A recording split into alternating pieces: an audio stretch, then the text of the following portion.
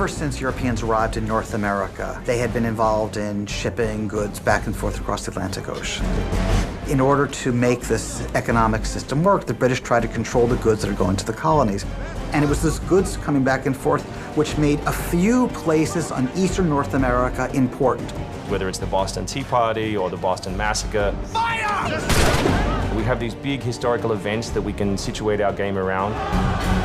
All of these events that people have a rough understanding of, but they've really never experienced.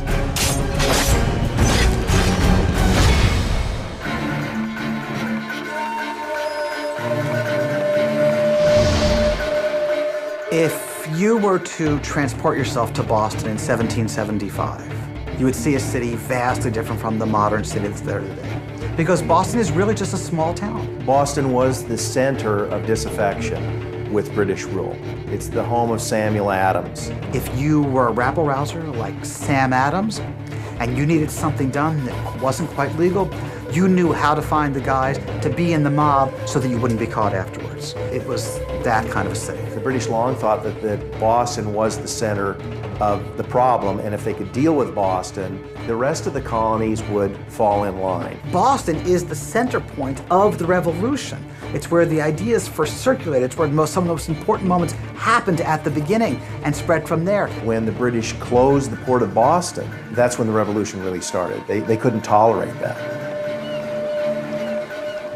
We had to go back and get our historian to find us accurate maps from the era of what Boston and New York looked like. These are actual replicas of the cities. If you're familiar with those cities, you should have that sort of eerie feeling of finding familiar sights. We really wanted to push the animations and just make it look like it's a real living world. As you walk through the crowd, you'll also see animals in the streets. They would have a pig, they just clip his ear in a certain way, and they'd let him go in the street. And then he'd eat garbage, and then when it was time to eat the pig, you'd go and find your pig, and you'd slaughter it and eat your pig. We've got a lot of new ingredients that just bring a new, fresh feeling to the gameplay inside of the cities.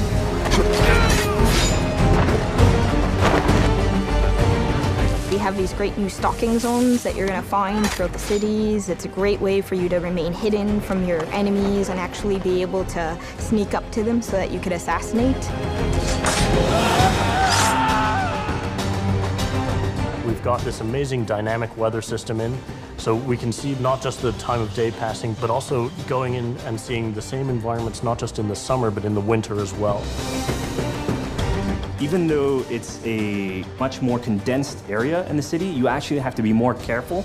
There will be carts moving past, so as you're running along the buildings, escaping some snipers, you'll be able to just dive off into a hay cart that's driving past. You'll be able to jump out of that, free run quickly through the streets, through a building, and jump out the other side. See people inside freaking out as you run past through their kitchen.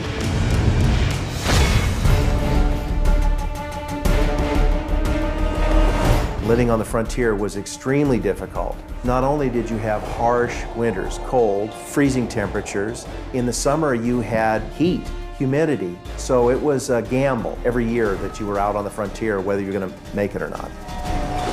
For AC3, the biggest difference is just having access to the frontier. So this huge wilderness area that you can sort of explore at your own pace. It's a forest, the navigation in very new environment and a very organic environment as well. In the frontier, you'll be able to navigate through deep snow, but also snow does impact your gameplay. It will slow down you as well as your enemies. Once we decided that we were going to build the frontier, we realized obviously we need to populate that area. So animals became a very big deal. We have over 24 different species of animals in the game. There's an entire hunting loop that you can engage in. Whenever you're building elements such as animals, you're halfway trying to be real and halfway trying to fulfill that fantasy of what people expect. That's the important thing about the bear. It has to be something that when you see one, you're scared in the game because it's so difficult. Like, we have wolves and you should be able to take them down, but the bear's the big one. If you're a part of the push out into the frontier, you're dealing with animals on your doorstep every day and not many people to help you out. It's a very dangerous time. Games are built around challenge, so anytime you have a risk, whether it's the risk of animals, then this is something that allows us to build gameplay. One of the great new features we have in the frontier is the new tree running. Connor being really fluid and being able to navigate through the trees. The frontier is really our new playground.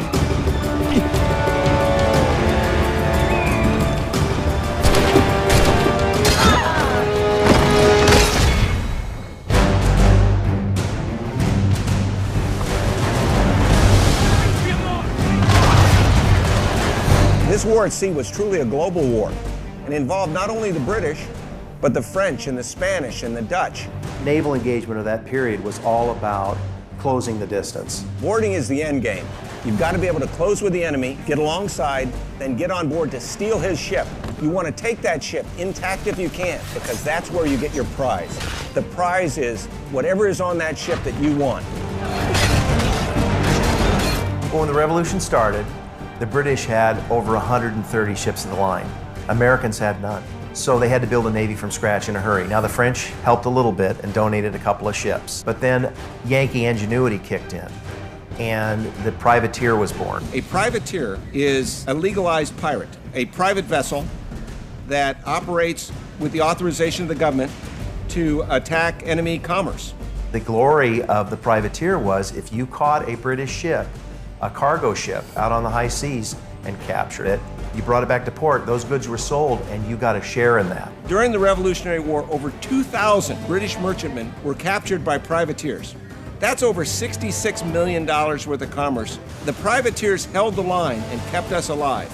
They bled the British white. By the middle decades of the 18th century, the British had the most powerful navy in the world. The Royal Navy was very well organized and was very disciplined. The privateers, on the other hand, benefited from not being as disciplined, but being well-trained and very aggressive. It became a real problem for the British because they had to use their warships to guard their convoys. The privateers had exercised a tremendous amount of initiative to take advantage of changes in weather, to sneak up, to use any advantage that they could. A privateer was very much a mercenary. If you saw a ship on the distance and chased it, and it happened to be a British man-of-war, you were going to prison. But you were not going to be treated well. You were not thought of as an enemy soldier or sailor. You were thought of as basically a pirate. Naval warfare was absolutely decisive to success in the American Revolution. Commerce comes by sea, at the same time invaders come by sea. You control the sea and you control the conflict. It's a huge part of the historical period. The revolution is won pretty much at Yorktown by a blockade of ships. You know, we can't ignore this part of the history. This is critical. This is something that we have to do. We started a whole team up just to specifically focus on the naval experience. Naval combat has been a huge challenge. The technology of the wind, the water simulation has been a massive undertaking for the team. Initially, we didn't even think it was feasible because it's a big moving structure. It's a full simulation on the high seas where Connor is controlling a ship, he's controlling a crew as well, so he's kind of the master and commander on the ship. Very exciting. I mean, you are on a moving vessel that is very much part of the sea itself. This is something that we wanted to engage in and build for the game. That was a huge challenge that we set ourselves and actually turned out pretty good.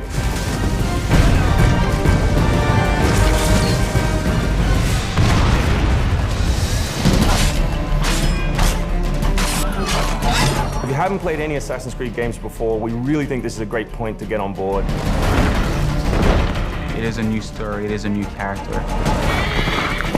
This team is full of people who love making Assassin's Creed, who are delivering just an astoundingly polished and fun experience. As a creator, nothing gets better. To be frank, it just looks great. Seeing all of this coming together at the end, it's amazing. For new fans, really, this is about as good as it gets. It's by far the biggest and best Assassins yet.